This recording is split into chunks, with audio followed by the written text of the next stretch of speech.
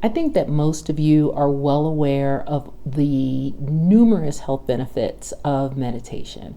However, if you are dealing with high levels of stress or you're burnt out just from your job or your regular daily life, because life be lifin', the idea of sitting down and attempting to meditate is probably something you can't even contemplate, regardless of the potential benefits. But what if I told you that there was a simple and very easy way to get some of the potential benefits of meditation without having to sit down, cross-legged, trying to clear your mind? It's simple, it's easy, and you can fit it into your everyday life. Does that sound like something you'd be interested in? If so, then stay right here. My name is Dara Herring, and if you have struggled with burnout, with perfectionism, with trying to take care of your health or the health of others around you, and just trying to come to grips with this sort of rugged, individualistic, irrational degree of productivity that is being forced down our throats left and right, and you don't like it, and you want to bring a little peace to your life, you've stumbled into the right YouTube sphere. Now, I don't have a magic wand, so I can't make you any promises, but one of the things that you might consider is, do you have enough play in your life? Here on this channel, I invite you to join me in some intuitive art making exercises. Now, this isn't going to change your toxic work environment. However, bringing a sense of play into your life really might help you in making better decisions for yourself as you navigate through those environments, because it can just slow your brain down. You're not as reactive as you may have been previously, while we have fun playing in paint, playing with collage, learning some new journaling techniques. Along the way, you can join me in my journey as a new mixed media artist as I explore new techniques, new materials, and I learn about different artists and some of their experiences. And then when you sprinkle in a little of my adult ADHD, I promise that we'll have some interesting little side quests along the way. So if this sounds like your cup of tea or your cup of coffee, go ahead and subscribe now, because I'll have more videos on the way soon. I recently watched a video by Creative Paula here on YouTube, and I'll link to her video below in the description box if you want to take a look. But the video was focused on ways and ideas to fill a sketchbook while you're trying to relax. And I really liked that video because it reminded me of a technique that I learned really early on that helped me get into the space of creativity and art making when that wasn't even a thing that was on my radar screen. It's just a doodling technique, and it's really simple. It's not going to seem like rocket science, but it's actually based on science, an art therapy technique called Neurographica, known as neurographical doodling for lay people. I just think of it as doodling. But scientifically, I think it's a way they found that it connects your subconscious and your subconscious mind. For me, it just calms my mind down. So I thought I'd like to share the technique with you. Here are some examples of some previous neurographic doodlings that I've done in the past.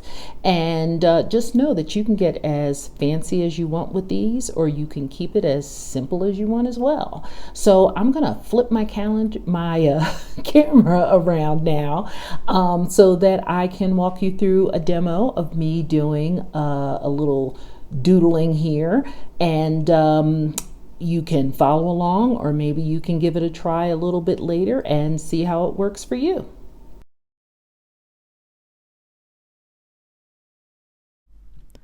Okay, well, let's get started. Here I'm using just a regular writing journal, no special paper, it's not watercolor, it's not sketch paper, just a regular writing journal. And I'm using a black fine liner. This one is water resistant because I do intend to use watercolor to jazz this up a little bit. So that's the only thing you might want to consider is if you're going to use watercolor or maybe water soluble markers to color this in, you might want to use something that's waterproof or water resistant, unless you're game to just see what happens and maybe using water-based material over something that isn't water resistant could lead to some very interesting color gradations as the ink spreads out when you put the water-based materials on top. Now we're getting started with the drawing itself. The key thing about neurographic doodling is that you want to start on one end of the page and end on the other end of the page. You can go vertically, you can go horizontally, but you don't want to stop in the middle. And the idea here is that you can think about maybe something that's stressing you or causing you anxiety as you draw that line, and you can let the emotion that comes up while you think about that sort of drive the shape of the line. Mine are fairly straight, but you can feel free to loop or do whatever you want. And then once you've drawn as many lines as you want, there's no right or wrong, you then want to go on top with some circles. You can either trace them, I happen to have a roll of tape on my desk, or you can freehand the circles. They can be of different sizes, your choice. They can be in different places. They can even go off of the edge of the page. Okay. Once you have your circles drawn on top of your squiggly lines, at this point you're starting to look for all of the intersection points of those lines.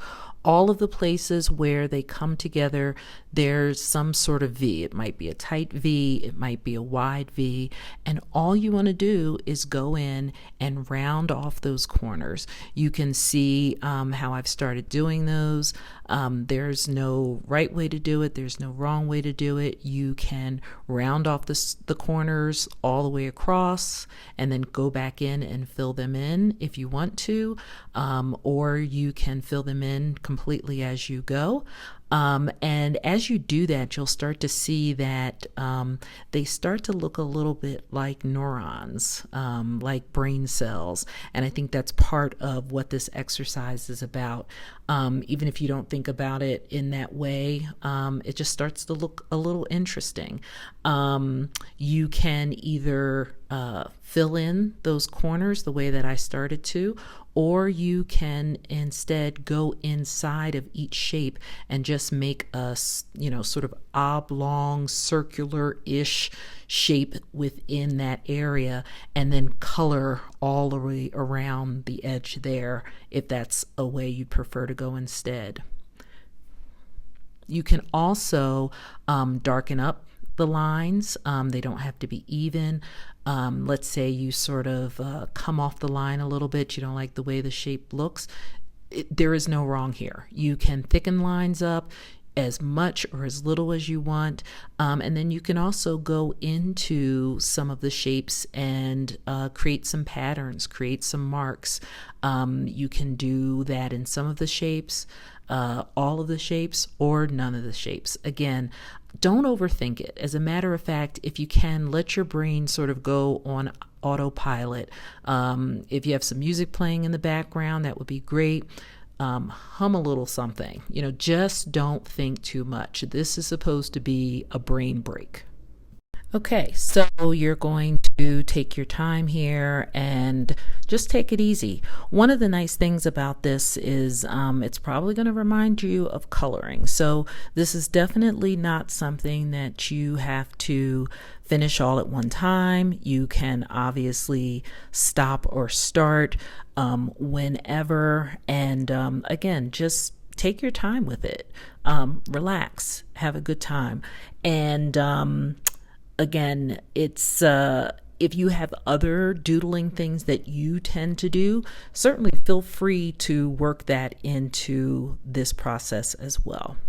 Okay, so I have sped up the film here because I don't want you to see all of the details here too long. But you'll see me now that I'm filling in all of those little corners. I'm starting to take some liberties here with thickening up some of the lines and just trying to make this look a little more interesting. And you really are starting to see it come together, looking a bit more like brain cells, like neurons. And you really get the sense that this is going to be neurographic art.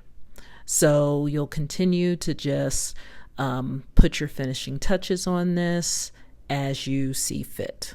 Okay, this might be the point when you're starting to near what you think might be the end, where you start to think about if and how you might want to take this a little bit further.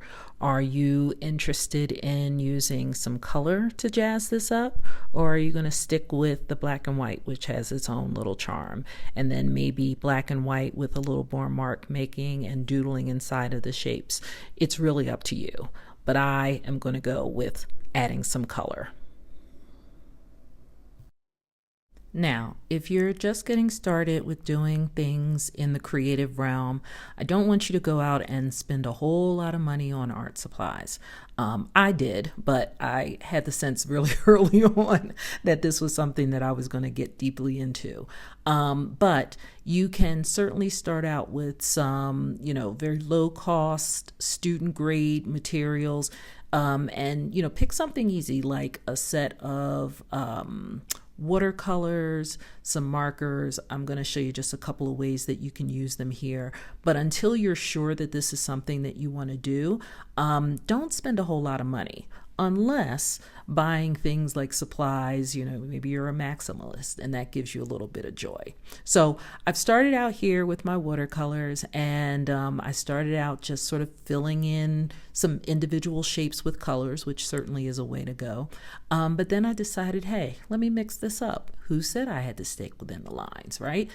This is a brain break. I can do whatever I want. So I've started just sort of swashing some different watercolors across the different shapes, seeing how that all plays out. And it's kind of interesting when there's some colors that are confined to specific spaces. So just kind of mixing it up a little bit. No rhyme, nor reason here, no color theory. I'm just going with whatever the flow happens to be. And that's what this whole exercise is supposed to be about, going with the flow. I often find watercolors a good medium for times when you need to go with the flow, because that's exactly what they do. Oh my God, that's one of my favorite colors. That's Payne's gray. It's a dark bluish gray that really looks very rich. Here I'm showing you another type of material. These are a kid's material. They're like a paint temper paint stick that you can get really inexpensively. So that's certainly an option that you can use for this or for other creative endeavors. And then good old Crayola markers. The good thing about those is that they are water soluble. So if that's something that you happen to have on hand, if you have a paintbrush, you can just add some water to that and the color will spread around a little bit more, and you can get it to do some interesting things. So there you go, final result with a couple extra touches and then a little mock-up showing what it would look like blown up and on your wall if you wanted to do something like that one day. So what do you think? Please let me know in the comments below. You might think that this was so super simple, like how is this something that has any scientific results that show, that it's proven to improve chronic pain and anxiety. Believe it or not, it does. Now, I'm not going to tell you the way that I did it is going to have that kind of an impact. But again, you put on some nice music. Maybe it's one of those nights where you have a glass of wine, Or maybe, you're on a conference call with 50 people, and it's certainly something that you have to pay attention to. But who's to say you can't do a little doodling while you're at it? So let me know in the comments below. What are your thoughts? Do you think you might give it a try? And if you have any questions about the technique, let me know. I'll definitely respond to you. Be sure to subscribe and turn on notifications. If you think that anyone that you know could benefit from this video, please share it with them. And in the meantime, feel free to check out some of my artwork on Instagram. The link to my Instagram account is also in the description box below. Thank you so much. Look forward to seeing you soon.